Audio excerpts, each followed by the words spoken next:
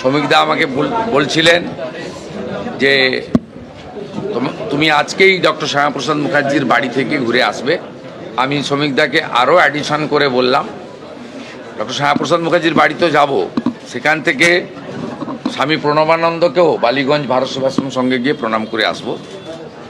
আর মা কালীঘাট মায়ের তার আশীর্বাদ আমার ছিল, কারণ আমি যেদিন প্রথম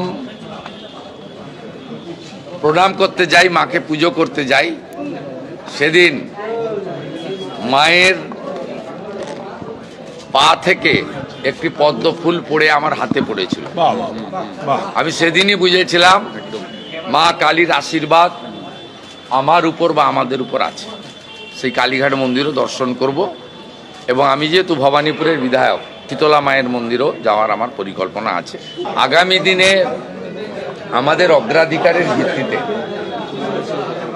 এগুলো থাকবে এবং পরিবার, ট্রাস্টি বা ডক্টর শ্যামাপ্রসাদ মুখার্জির উপর যারা গোটা দেশে এবং পশ্চিমবঙ্গে চিন্তাভাবনা করেছেন তাদেরকে যুক্ত করেই এগোতে হবে। কিন্তু আপনি যদি প্রাথমিকভাবে বলেন, চিন্তাভাবনার মধ্যে থাকবে